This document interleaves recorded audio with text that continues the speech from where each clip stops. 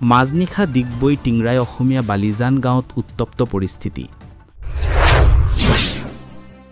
গৰু চুৰি কৰি লৈ যোৱা সময়তে হাতেলোটে ধৰিলে গৰু চুৰক টিংৰাই বালিজানৰ স্থানীয় ৰাইজে।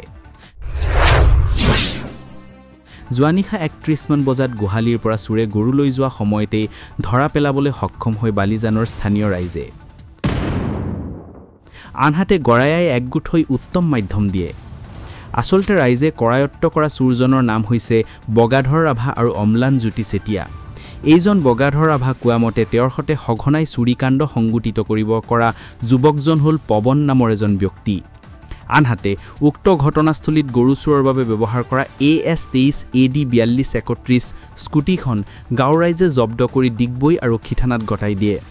অৱশেষত ডিগবৈ আৰক্ষী থানাৰ আৰক্ষী দলেটিয়ে ঘটনাস্থলীত উপস্থিত হৈ গৰু চুৰ কেইজনক আটক কৰে।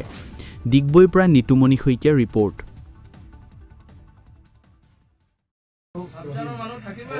এই গৰুবোৰ সাপ্লাই তালে যায়।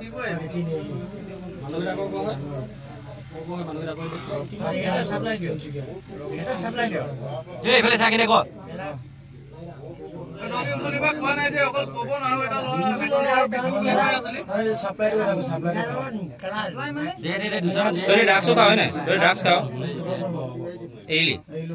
আগতে খাইছিলি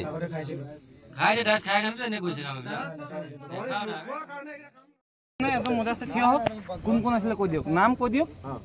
আমি গৰু চুৰ কৰিছিলো, পৱনে মাতিছিলে। পৱন কি? পৱন কি লিখে নাজানো। আপোনাৰ নামটো কি? মোৰ নাম অম্লান জ্যোতি চেতিয়া। আৰু তোমাৰ নামটো কি? নাম বগাধৰ ৰাভা। আমাক বগাধৰ কি বুলি কয় পৱনে মাতিলে ফোন কৰি কিনে, ফাংচন চাবি, তই স্কুটিখন লৈ আন, তই ফাংচন চাই থাকিবি, মই কামটো কৰি ল'ম বুলি কিনে। কি কাম কৰিম মই ভাবিছিলোঁ এই কিবা টেপিং লগাব বুলি। তাৰপিছত স্কুটিখন লৈ কিনে সি আহিলে, আহি কিনে মই ফাংচন চাই আছিলোঁগৈ।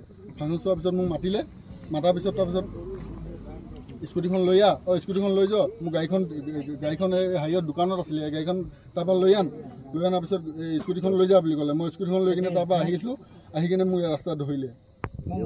মোক ক'লে পৱনে, পৱন ক'ত হয়? এয়াই হয়, নামটো নাজানো। অসমীয়া বালিজান হয়। পৱন এই এখন আছে বগা। তাৰপিছত কি হ'ল, সি মানে আমাক ক'লে, আমাৰ দুটাকে মাতিলে, আমি আহিলোঁ ফাংচন চাবলৈ।